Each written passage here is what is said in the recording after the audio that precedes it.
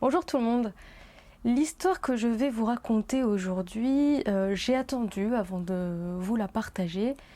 Ça fait quelques semaines maintenant qu'elle circule dans les médias et sur les réseaux sociaux, mais j'ai attendu d'avoir un peu plus de recul et un peu plus d'informations, même si ça reste flou jusqu'à aujourd'hui.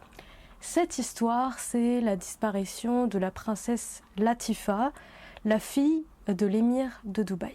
Franchement, cette histoire est digne des plus grands scénarios hollywoodiens. C'est à base d'enlèvement, de séquestration, de plans d'évasion, de torture. Il y a une princesse comme personnage principal. Donc là, on est vraiment au cœur d'intrigues de pouvoir telles qu'il peut y en avoir partout dans le monde. D'ailleurs, pas qu'à Dubaï. Sauf que justement, comme ça implique une grande famille puissante, d'un État stratégique, on est au cœur d'un scandale d'État et possiblement d'un incident diplomatique aussi, donc ça a plutôt intérêt à être étouffé. Bref, c'est une histoire très floue, très troublante, alors restez accrochés, je vais vous la raconter.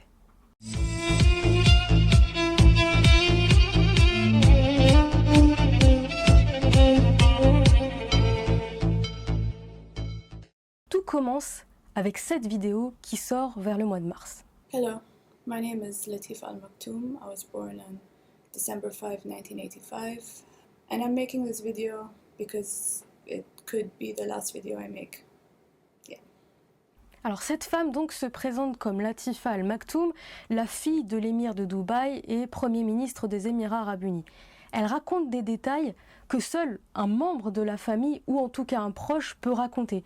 Elle dit qu'elle a déjà essayé de s'enfuir une première fois, mais que ça n'a pas marché, et que du coup elle a été emprisonnée pendant plus de 3 ans, qu'elle a été torturée, et qu'ensuite elle a fini par être libérée. Elle raconte aussi qu'elle a une grande sœur qui s'appelle Shamsa, qui a essayé de s'enfuir bien avant elle, et aujourd'hui elle n'a plus aucune nouvelle d'elle. Tout ce qu'elle sait, c'est qu'elle est enfermée dans une pièce, elle n'a aucun contact avec l'extérieur, et elle est apparemment droguée à longueur de journée. Et là, elle dit qu'elle va de nouveau essayer de s'enfuir. Pretty soon I'm going to be leaving somehow, and I'm not so sure of the outcome, but I'm 99% positive it will work. And if it doesn't, then this video can help me, because all my father cares about is his reputation. He will kill people to protect his own reputation. He only cares about himself and his ego. So this video could save my life. And if you are watching this video, it's not such a good thing.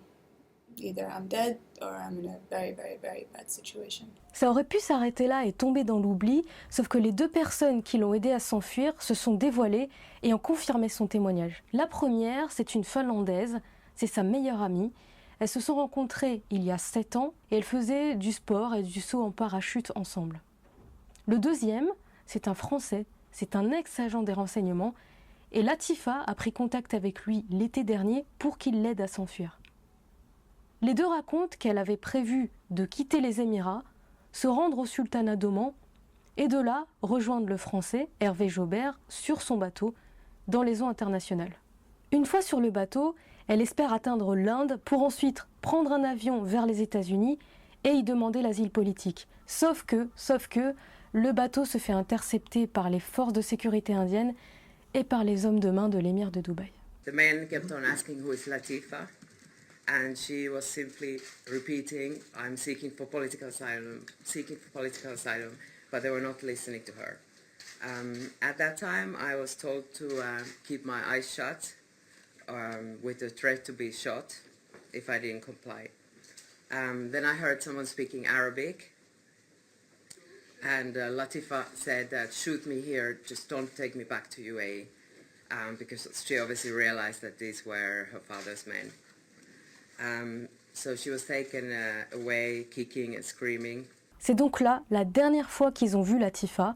À partir de là, ils ont été détenus pendant 2 semaines et ils ont été forcés à quitter les Émirats Arabes Unis parce qu'on les a accusés non pas de l'avoir aidé à s'enfuir, mais de l'avoir kidnappé. Depuis, les 2 amis continuent de faire des conférences de ce type pour faire connaître la cause et même des ONG ont appelé les Émirats à donner des nouvelles de la princesse. Entre-temps, les autorités des Émirats arabes unis ont confirmé que la princesse était bien retournée avec sa famille.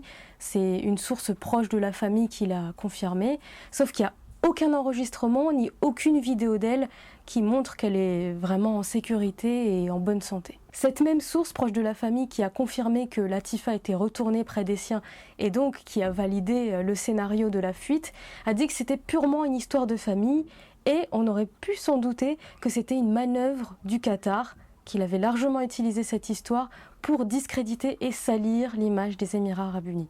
Je vous rappelle que le Qatar et les Émirats arabes unis sont en crise diplomatique et qu'avec l'Arabie saoudite, les Émirats arabes unis ont organisé un blocus depuis maintenant 1 an contre leurs voisins du Golfe.